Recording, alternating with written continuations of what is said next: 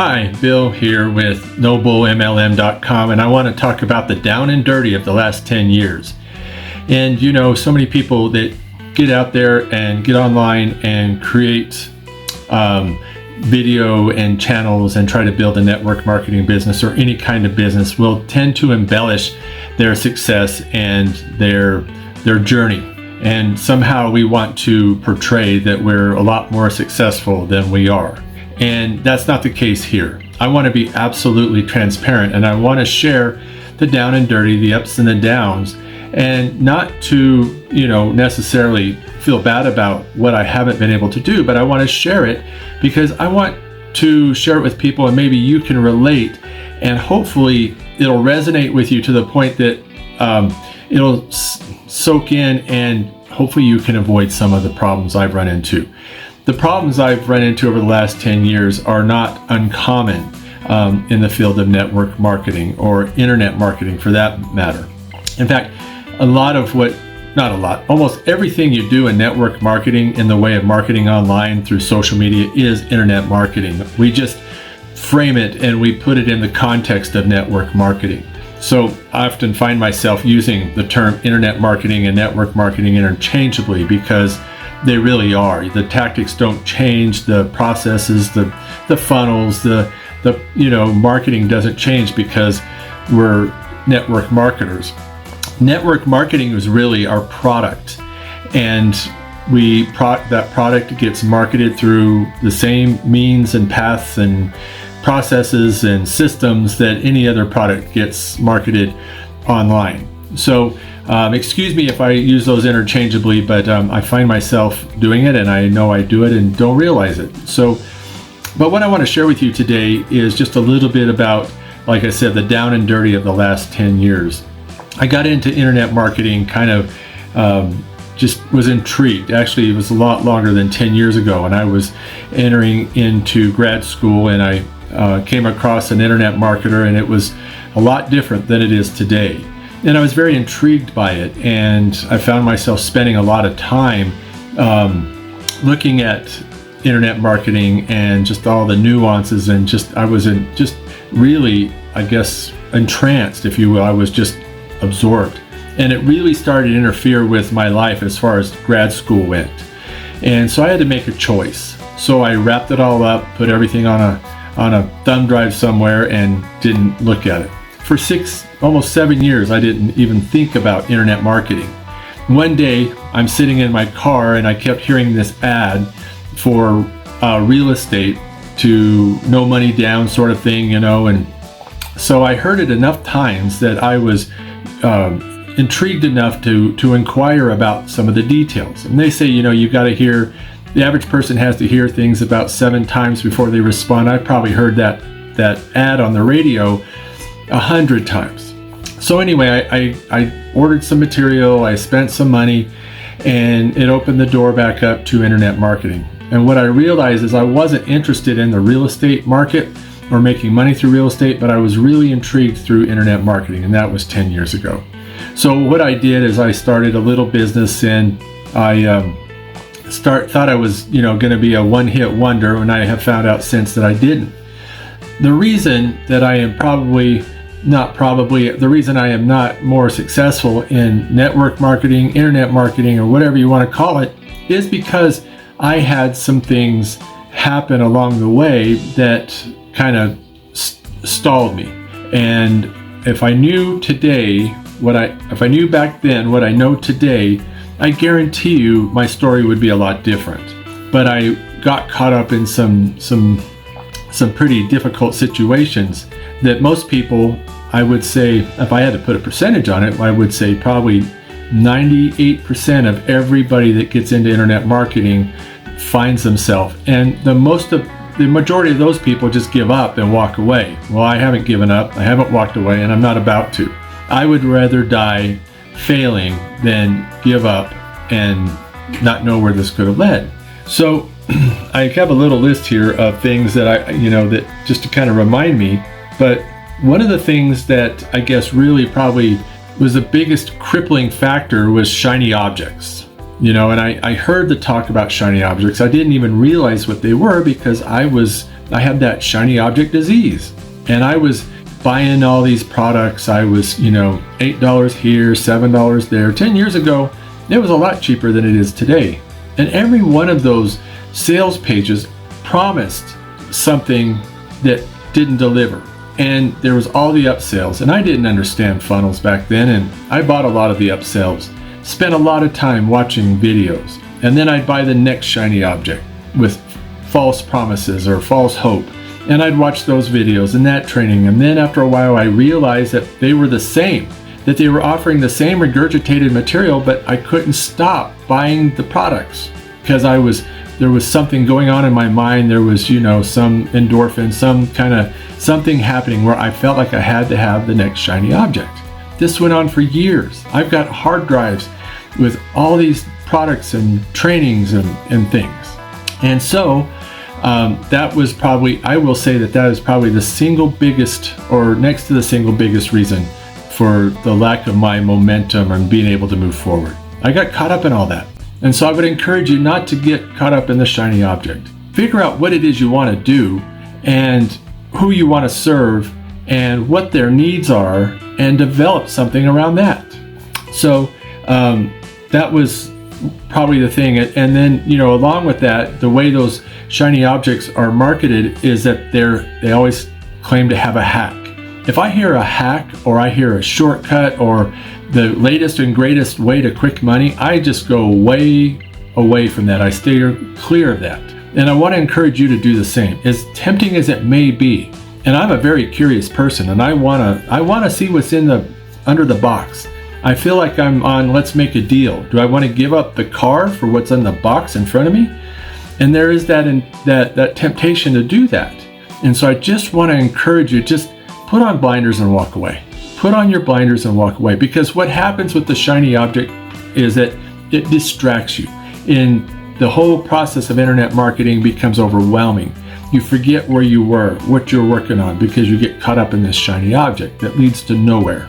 It's a huge industry. And so just stay away from that. The other thing is that those shiny objects often promise quick results, and there is no quick result. And if you've been in the internet marketing space for just a little bit, look up any one of the successful people that are in front of you. Do some research on them, and even ask them, how long have you been in network marketing? And I could list a whole list of people that are successful, that are kind of mentors to me, and there is probably not a one of them that has been in the internet marketing, network marketing too, but internet marketing or in the internet space for less than 10 years. And most of them are 10 plus 15 years. They go back almost to the turn of the year of 2000, of this 21st century. So there is a journey that we don't see, that we can't forget, that is there, and you cannot shortcut that journey. Everybody has to take the journey or take the trip. It's kind of like trying to go on a hike. And if you've ever gone on a hike to a summit or to the top of a mountain, you have to start at the bottom. And everybody looks at the top of the mountain and they want to be there immediately. But there's a journey along the way. There's getting into the foot of the mountain, and as things get a little steeper, there's switchbacks, and you go back and forth as you ascend this steep slope, and it seems like you're never gonna get there. But you got to take the next turn and the next little upgrade, and the next turn and the next little upgrade, and then you get to a little bit of flat ground and you start seeing some progress, and then you hit some more switchbacks. And switchbacks are your friend. Every one of those takes you a little bit closer to the top, and you have to remember that. And as you get closer to the top, you start to see a little bit of light at the end of the tunnel. You can start to see the top of the mountain. You can start to see a destination, and maybe it's the destination you're headed for, and you keep going. And so that is the journey. What we see is we see pictures of people standing on top of the mountain, holding a flag and experiencing a victory. But what we didn't see was the trail, the switchbacks, the steep grades, the struggles that they faced. And if you've ever been on a hike like that, as I have, there's times that you just want to sit down, that you look down to where you've come from and you just want to quit and go back, but you can't. No matter how hard it hurts, you've got to continue on. So stay away from those shiny objects. Stay away from the idea that instant success is there. You've got to do the work. You have to put in the time. And like Robert Kiyosaki says, one thing he said in one of his books that I will never forget is that you can go as fast as you want, but there are no shortcuts. So don't let that set you back. There was times in my network marketing or internet marketing career, if you will, in the last 10 years where I didn't have any money. And so you can't let that set you back. Now, not everything is free, and you can use a lot of free tools, but what happened to me is that when I didn't have a lot of money, and I don't invest a lot of money in something that's not working, and that's just my philosophy. But you can't let that be an excuse. And so you need to not subscribe to a lot of things. You need to really run on a tight shoestring. Don't pull out the credit card. Don't go into debt. And the only time that you really probably, in my opinion, and it's my opinion only, that you probably want to pull out a credit card is on something you know is working. For example, you are running, creating videos or doing something on social media, and you get something that hits and people are really responding. That would probably be something you might want to invest a little money in. But don't go out there and just throw money at advertising. I've done that, and I've run up a few credit cards, and I've had to pay that debt off with nothing in return but some experience. Probably one of the next two shiny objects, probably the thing that got me, that is, and I will say it is, that was the number one setback, is my mindset. I will never forget buying a training, and when I buy stuff, I don't send it back for a refund. But this particular training, I had spent a considerable amount of money, and I didn't really feel that with the amount of money I had spent, that this training, this product was even coming close to delivering on the promise. And what it really came down to was the difference between my expectation and what the product delivered.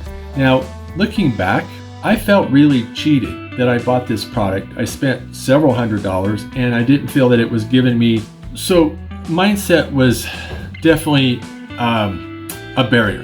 And if I knew then what I know today, I would have probably approached things differently. But with this product that I had bought, I returned it. And what the product really dealt with was entrepreneurship and mindset. And I didn't have time for that because I wanted a step-by-step process. I wanted a blueprint. I wanted somebody to tell me the A, B, C, D steps. And I wanted, like making a cake. And that's what I wanted. And that's what most people want, is they want somebody to just lay out the very steps. And like the journey on the mountain that I talked about a moment ago, it's different for everybody. We get a map. That's our blueprint. It shows us the way, but we have to work it out. And so when it comes to a mindset, an entrepreneurial mindset, it is not just about business, but it's about the way you see the world. It's the way you see money. It's your relationship with money. And it's so much more than I can even begin to go into here.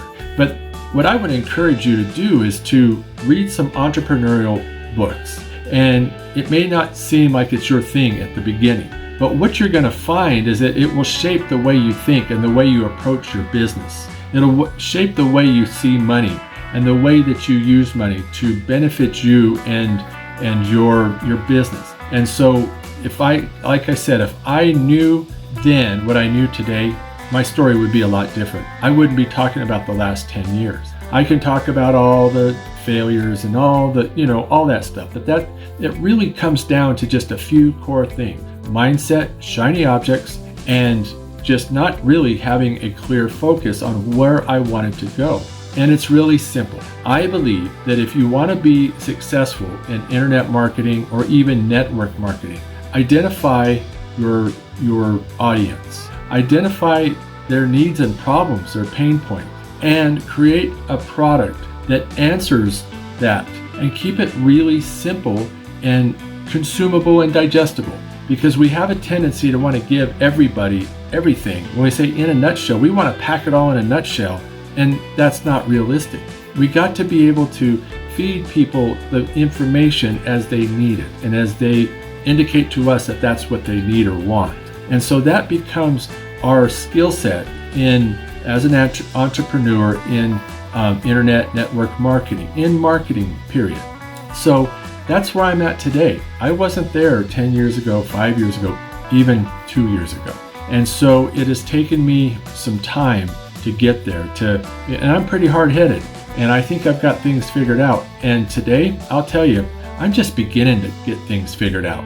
I'm just beginning to understand a little bit about how this whole marketing thing works. The thing I also have learned, and I disagree with, is that people are not numbers. People are people with feelings and emotion, and we need to remember that and treat them as such. So in doing that, we need to really look at the individual and their needs. For example, in my network marketing business, my target audience are people that are retired and are thinking about retirement. That doesn't mean that if you're 30 years old that you're not thinking about retirement.